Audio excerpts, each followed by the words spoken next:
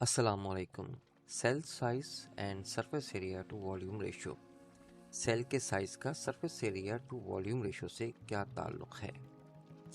ये हम जानते हैं कि दुनिया में मौजूद जितने भी सेल हैं वो एक दूसरे से साइज़ में बहुत ज़्यादा मुख्तलिफ हैं। यानी cell vary greatly in size. Even एक ऑर्गेनिज्म के अंदर जो मुख्तलिफ सेल्स हैं उनका अपना साइज़ भी अलग अलग हो सकता है। दुनिया में जो सबसे स्मॉलेस्ट सेल है वो एक बैक्टीरिया माइकोप्लाज्मा का है और उसका डायमीटर 0.1 म्यू से लेकर 1 म्यू तक होता है। जबकि सबसे बड़ा जो सेल है वो किसी भी परिंदे का सेल हो सकता है, जैसे ऑस्ट्रिच का सेल का जो एग है वो सबसे बड़ा सेल है। और जो सबसे लंबा सेल दुनिया में हमको देखने मिलता है वो कोई मसल सेल है किसी भी ऑर्गेनिज्म का, जो कि सबसे बड़ा ऑर्गेनिज्म हो उसके जो मसल्स हैं उसमें सबसे बड़ा मसल सेल होगा, वो दुनिया का सबसे लंबा मसल सेल है। जबकि नर्व सेल भी काफ़ी लंबे होते हैं। जो बाकी तमाम बॉडी के सेल्स होते हैं किसी भी ऑर्गेनिज्म में, वो इन दोनों एक्सट्रीम साइज के दरमियान उनका साइज होता है। सेल साइज के बारे में हमने पढ़ लिया कि दुनिया में मौजूद जो सेल्स हैं उनके मुख्तलिफ साइज होते हैं। इनका ताल्लुक यानी सेल के साइज का ताल्लुक और सेल की शेप का ताल्लुक उसके अपने फंक्शन से बहुत गहरा है। यानी सेल साइज इन शेप और रिलेटेड टू सेल फंक्शन। जैसे हमने जिक्र किया कि जो बर्ड्स के एग होते हैं वो भी एक सेल हैं और काफ़ी बड़े साइज़ में होते हैं। तो उसकी क्या वजह, उनका फंक्शन क्या है? बेसिकली उनका फंक्शन ये है कि वो कैरी करते हैं nutrients for the developing embryo in the cell. हमें पता है बर्ड के एग में जो कि एक सेल है, एम्ब्रियो मौजूद होते हैं। एम्ब्रियो ने ग्रो करके उसका चिक बनना होता है, यानी उसका चूज़ा बनना होता है। उसके लिए उसको फूड चाहिए जब तक कि वो पूरा डेवलप ना हो जाए। तो इसके लिए उसका सेल यानी बर्ड का एग जो है काफ़ी बड़ा होता है, उसमें वो न्यूट्रिएंट को सेव करता है। A large amount of nutrient महफूज होता है उस सेल के अंदर यानी बर्ड के एग में। जबकि मसल का फंक्शन अलग है, इसलिए वो बहुत लंबा होता है। मसल का फंक्शन क्या है? बॉडी के मुख्तलिफ पार्ट्स को वो खींचता है, अपनी तरफ पुल करता है, इसलिए उसका साइज मसल के सेल का साइज काफ़ी लंबा होता है। वो लॉन्ग मसल सेल्स होते हैं। जबकि लेंदी नर्व सेल जो हैं उनका फ़ायदा ये है कि वो मैसेजेस को between different parts of the body आसानी से पहुंचा सकते हैं। जैसे बिजली का तार होता है, वो करंट पहुंचाता है। जितने उसमें जोड़ यानी जॉइंट्स कम होंगे उतना करंट एफिशिएंटली जाएगा। लिहाजा जो नर्व सेल्स होते हैं वो भी लेंदी होते हैं। लिहाजा हमने मालूम किया, हमने जाना कि सेल साइज और शेप उनके फंक्शन के हिसाब से होते हैं। जबकि दूसरी तरफ अगर हम देखें तो हमें एक बात ये नोट करनी है, वो ये कि स्मॉल सेल साइज अगर कोई हो जो और दूसरे सेल हैं वो छोटे हैं, तो उनका भी अपना कोई बेनिफिट होता है। जैसे कि इंसान की बॉडी के अंदर जो ब्लड है उसमें जो रेड ब्लड सेल्स हैं वो सिर्फ 8 म्यू के हैं, माइक्रोमीटर के हैं इन डायमीटर। इसकी वजह से उनको क्या फ़ायदा है कि वो बहुत ही बारीक ब्लड वेसल्स जिनको हम कैपिलरीज कहते हैं उसमें से भी गुजर जाते हैं। ज़्यादातर सेल जो हैं वो छोटे होते हैं साइज में। Most cells are small in size. अब हम आते हैं उनके वॉल्यूम के साथ, उनका क्या कनेक्शन है in relation to their volume. Volume क्या है? देखिए, अगर हम ऐसे क्यूब बनाते हैं, इसके अंदर कितनी चीज़ आ सकती है, ये उसका वॉल्यूम है। और इसका साइज़ क्या है? जितना ये लंबाई और चौड़ाई है ये इसका साइज़ है। एक क्यूब की 6 साइड्स होती हैं और अगर क्यूब की बात हम करें तो उसकी 6 की 6 साइड्स जो होती हैं वो आपस में बराबर होती हैं। तो हम ये कह सकते हैं कि जो एक साइड है उसको अगर हम 6 से मल्टीप्लाई करते हैं तो क्यूब का हमारे पास वॉल्यूम आ जाएगा। जैसे अगर हम एक बॉक्स देखते हैं, उस बॉक्स में एक साइड है वो यानी क्यूब यानी बॉक्स हो तो उसकी एक साइड का जो एरिया होगा बाकी तमाम 6 की 6 साइड्स का भी एरिया वही होगा।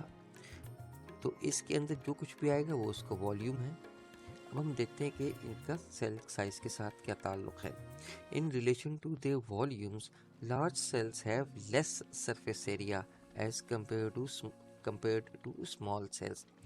तो जो लार्ज सेल्स होते हैं उनका सरफेस एरिया अपने वॉल्यूम के हिसाब से कम होता है बनिस्बत स्मॉल सेल्स के।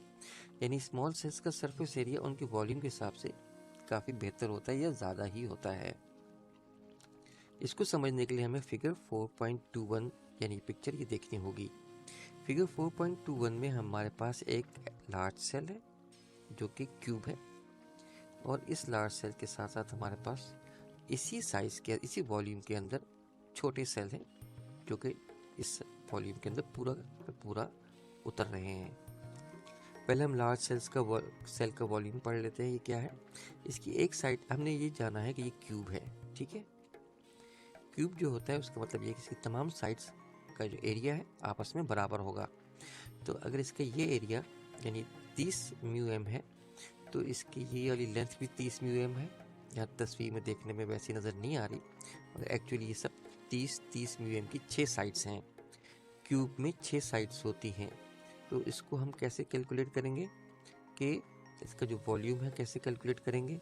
30 यानी इसकी विड्थ, 30 म्यू की इसकी लेंथ और 30 म्यू की इसकी हाइट। इसको हम मल्टीप्लाई कर देंगे तो हमारे पास 27,000 म्यू एम स्क्वायर का वॉल्यूम आ जाएगा। इसी वॉल्यूम के अंदर अगर हम इसी सेल के छोटे टुकड़े कर दें 10 म्यू एम के, तो हमारे पास कितने आ जाएंगे इसमें? 1 2 3 4 5 6 7 8 9 इंटू 3, हमारे पास 27 स्मॉल क्यूब्स की फॉर्म में मुख्तलिफ सेल आ सकते हैं। अब हम सिर्फ एक स्मॉल सेल का वॉल्यूम कैलकुलेट करेंगे। तो क्या है? इसकी 6 साइड्स हैं, ठीक है, और एक साइड जो है वो 10 म्यू की है, 10 म्यू की हाइट है, 10 म्यू की विड्थ है, मल्टीप्लाई कर दें इंटू 6, तो 600 म्यू स्क्वायर जो हमारे पास इसका सरफेस एरिया आ जाएगा। जबकि वॉल्यूम इसका सेम है जो कि लार्ज सेल का वॉल्यूम है, यानी 27,000 म्यू क्यूब। इन कॉन्ट्रास्ट हम लार्ज जो सेल है उसका वॉल्यूम सरफेस एरिया कैलकुलेट करते हैं। तो वो क्या होगा? 6 साइड्स हैं और एक साइड जो है वो 30 म्यू की है। तो 30 म्यू को हमने मल्टीप्लाई किया, उसका एरिया निकाला एक साइड का, 30 mu multiply by 30 mu into 6 sides, 5400 mu square का सरफेस एरिया आ गया। नेक्स्ट हम ये देखते हैं कि जब एक सेल का सरफेस एरिया जो स्मॉल सेल का है वो 600 म्यू स्क्वायर है, तो टोटल कितने हैं इस पूरे वॉल्यूम के अंदर? 27 है। 27 से मल्टीप्लाई कर दें तो हमारे पास टोटल वॉल्यूम जो है 27,000 म्यू क्यूब के वॉल्यूम में सरफेस एरिया कितना मिल रहा है? 16,200 म्यू स्क्वायर, जो कि इस 5,400 म्यू स्क्वायर से बहुत ही ज़्यादा है। यहाँ पर ये बात इस्टेब्लिश होगी कि एक बड़ा सेल सरफेस एरिया कम रखता है एज़ कम्पेयर टू उसी वॉल्यूम के साथ अगर छोटे सेल बना दिए जाएँ तो सरफेस एरिया बहुत बढ़ जाता है। इस इंफॉर्मेशन के साथ हमें इस बायोलॉजी के पढ़ने में क्या फ़ायदा हो रहा है, हम अभी इसको पढ़ते हैं। एक सेल को 2 चीज़ें चाहिए होती हैं। पहली तो वो ये है कि वो न्यूट्रिएंट्स को एब्जॉर्ब करता है ताकि वो अपनी बायोलॉजिकल लाइफ को चला सके।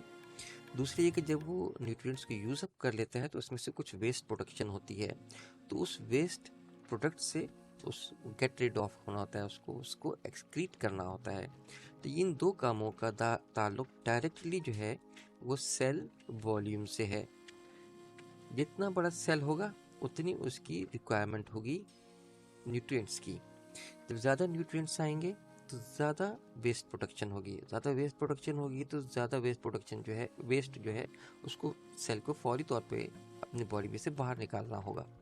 इस मकसद के लिए अगर सेल का साइज़ ज़्यादा बड़ा है यानी वॉल्यूम बड़ा है तो सरफेस एरिया, जैसे हमने जाना कि जितना वॉल्यूम बड़ा होगा सरफेस एरिया उस मुकाबले में उतना नहीं होगा।